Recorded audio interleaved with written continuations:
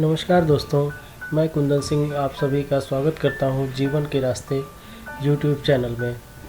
दोस्तों, इस YouTube channel में हम अभी चाणक्य नीति के माध्यम से ज़िंदगी के नए रास्ते तलाशने की कोशिश करेंगे।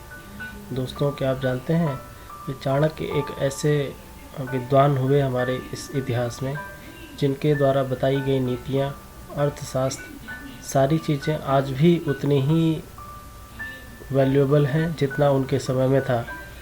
दोस्तों, हम अगर उनके बताए गए मार्ग के पे चल करके थोड़ा बहुत भी अपने जीवन में परिवर्तन ला सकें तो ये हमारे लिए बहुत ही अच्छा होगा।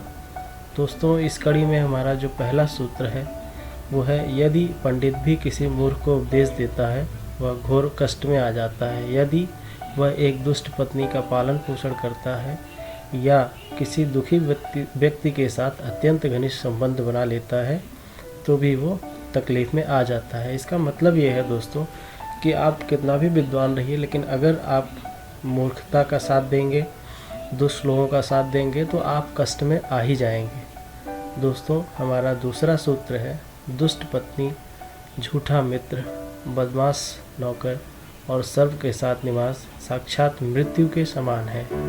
दोस्तों, इस सूत्र का मतलब है कि आपको ऐसे दोस्तों से बच के रहना चाहिए जो झूठ बोलते हैं, आपके मुंह पे आपकी बड़ाई करते हैं, पीठ पीछे आपकी बुराई करते हैं। ऐसे लोग सर्प के समान होते हैं जो आपको कभी भी मौका मिलने पे डस सकते हैं, चाहे आपकी पत्नी हो या फिर ऐसा नौकर हो जो आपसे छुप करके चोरी करता हो। इस तरह की चीज़ों से आपको बच के रहना चाहिए।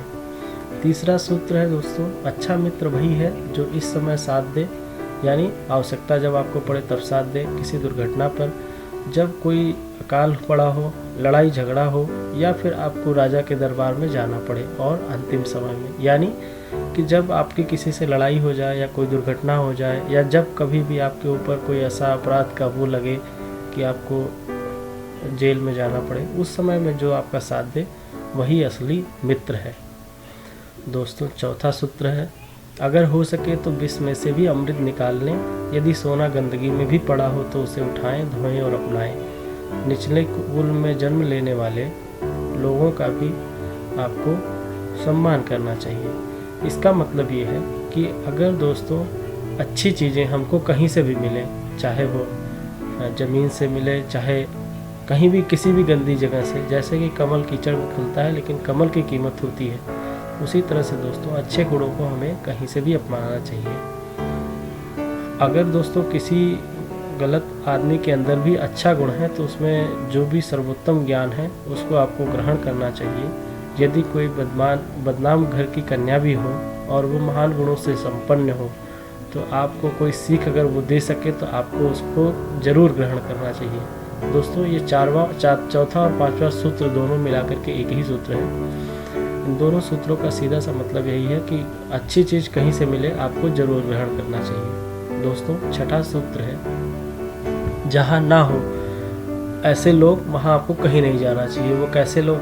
धनवान व्यक्ति या ब्राह्मण, एक अच्छा राजा, एक नदी और एक चिकित्सक, वहाँ आपको एक भी दिन निवास नहीं करना चाहिए। इसका मतलब ये है कि अगर आपके पास, पहले के ज़माने के हिसाब से इन्होंने ये बातें कही थी कि अगर नदी नहीं है तो आपको पानी पीने के लिए तकलीफ़ हो सकती है, चिकित्सक जहाँ पे नहीं है वहाँ आप रुकते हैं तो बीमार पड़ने की स्थिति में आपको दिक्कत हो सकती है, इसलिए आपको ध्यान देना है। दोस्तों, सातवां सूत्र है, रोज़गार कमाने का कोई माध्यम ना हो वहाँ भी आपको नहीं रुकना चाहिए। जहाँ लोगों को किसी बात का भय ना हो वहाँ भी आपको बिल्कुल भी नहीं रुकना चाहिए। जहाँ लोगों को किसी बात की लज्जा ना हो, जहाँ लोग बुद्धिमान ना हो और जहाँ लोगों की वृत्ति दान धर्म करने की ना हो वहाँ आपको कभी भी नहीं जाना चाहिए। इसका मतलब ये है दोस्तों, अगर आप गलत जगह पे या बुरे लोगों के बीच जाएंगे तो वो आपको परेशान करेंगे और आप उन्हीं के साथ खुद परेशान होंगे। इस कड़ी में दोस्तों आठवां सूत्र है, व्यक्ति को आने वाली मुसीबतों से निपटने के लिए धन संचय करना चाहिए। उसे धन संपदा त्याग कर भी पत्नी की सुरक्षा करनी चाहिए। दोस्तों, अगर ज़रूरत पड़े आपका पैसा सारा जाए लेकिन आपको अपनी जीवन संगिनी यानी पत्नी को बचाना चाहिए। लेकिन यदि आत्मा की सुरक्षा की बात आती है तो उसे धन और पत्नी दोनों का मोह छोड़ देना चाहिए। यानी अगर आपका जीवन स्वयं संकट में पड़े तो पहले आप स्वयं को बचाएं, उसके बाद धन और पत्नी को बारे में सोचें। दोस्तों 9वां सूत्र है, भविष्य में आने वाली मुसीबतों के लिए धन एकत्रित करें। ऐसा ना सोचें कि धनवान व्यक्ति को मुसीबत कैसी, जब धन साथ छोड़ता है तो संगठित धन भी तेज़ी से घटने लगता है।